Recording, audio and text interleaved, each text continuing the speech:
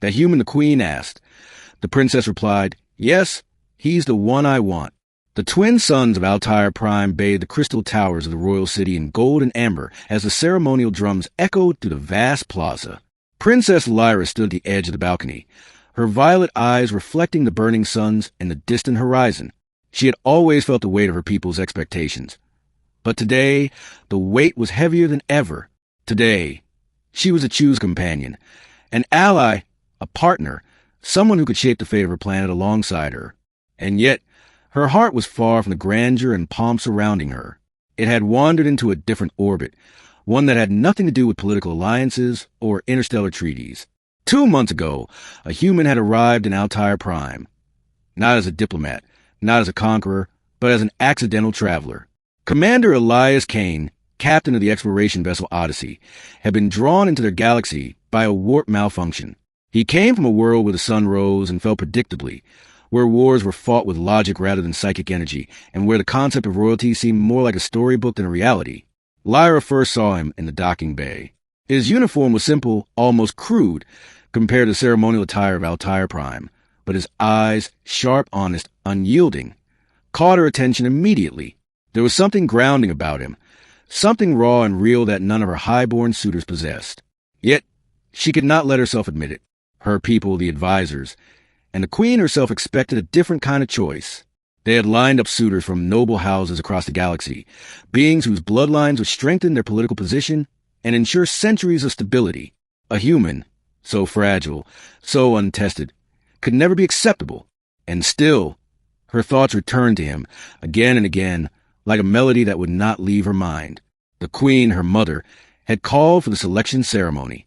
It was a ritual that blended tradition with the subtle art of telepathic probing, where the queen could sense the truth of her daughter's desire through psychic resonance.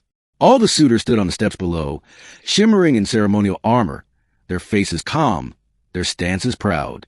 None of them were Elias. Lyra. Her mother's voice resonated in her mind, calm yet commanding. "Have you considered your choice carefully? The alliances formed today will ripple across the stars. Remember, you are not choosing for yourself alone." Lyra's hands tightened on the balcony's railing. "I have considered them, mother," she replied, keeping her voice even.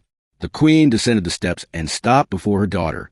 Her silver hair glowed under the twin suns, and her eyes were like liquid sapphire, piercing yet gentle.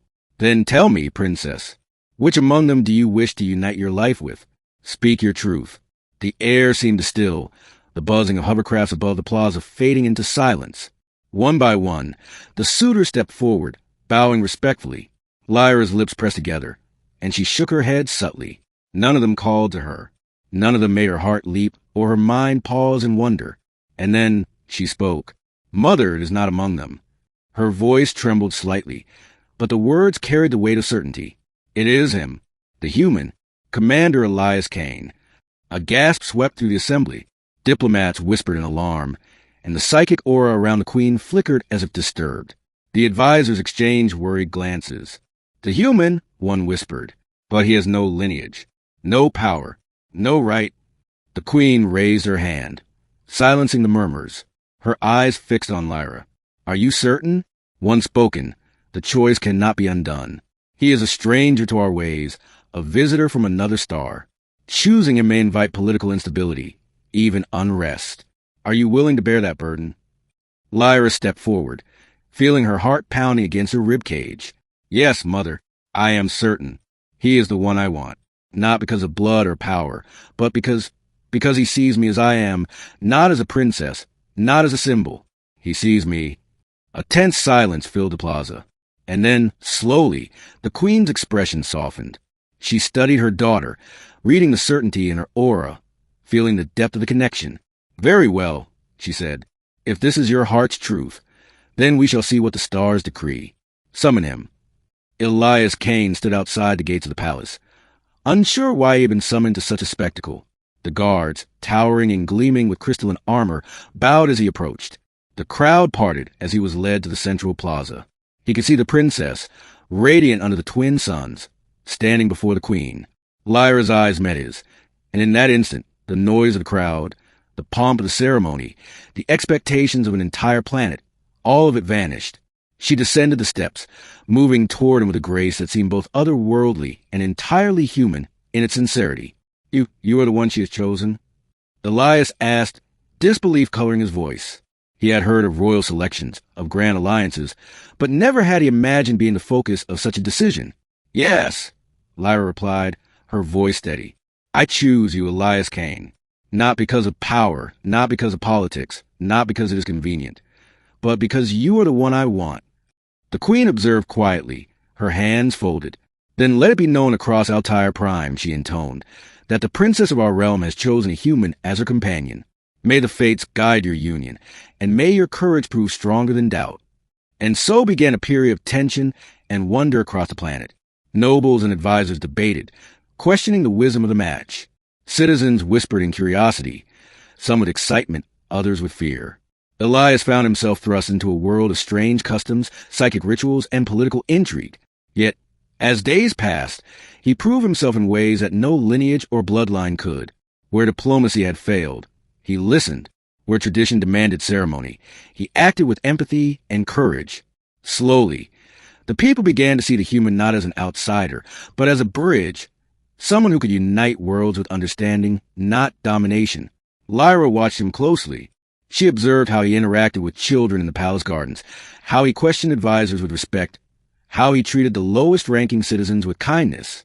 She saw his unwavering sense of justice and his willingness to take risks for the greater good. Each day, her certainty deepened. Their bond strengthened further during a sudden attack by a rogue fleet from a neighboring system. The invaders had misjudged Altair Prime, assuming that a human presence signaled weakness. Elias led the defense, not with overwhelming force, but with strategy and ingenuity. Lyra fought alongside him, her psychic abilities amplifying his tactics, their movements in perfect harmony. By the end of the skirmish, the fleet retreated, and the people hailed both the princess and her human companion as heroes. It was after the celebration, beneath the twin moons that rose in a cascade of sapphire and silver, that Lyra finally allowed herself to speak her deepest truth. You changed everything, she said softly, her hand finding his. Not just for me, but for everyone here. You made them see that love, courage, and truth matter more than power and lineage. Elias squeezed her hand, his own voice filled with awe. I didn't change anything. You did. You chose to follow your heart, even when it was hard. That's why they listened. That's why I am here, with you. In that moment, the weight of expectation, the fear of dissent, and the shadow of tradition all melted away. All that remained was a certainty of choice, of love, and of a future they would shape together. The queen watched them silently, a faint smile touching her lips. She had feared for her daughter, feared the upheaval that a human might bring. But she saw now that this union was more than a choice. It was destiny. And for the first time, she felt an unshakable hope that her daughter and her people had made the right decision. Months passed, and Elias became more than a companion. He became a leader, a symbol, and the heart of Altair Prime's transformation. Lyra and he traveled the stars together, forging alliances, resolving conflicts, and proving that the strength of a person was measured not in ancestry, but in courage, compassion, and love. In the end, the words that echoed to the palace halls, the words that would be remembered for generations, were simple yet profound. That human? The queen had asked. Yes. The princess had replied, her eyes unwavering. He's the one I want. And in that truth, a galaxy found hope, a kingdom found strength, and two hearts found each other.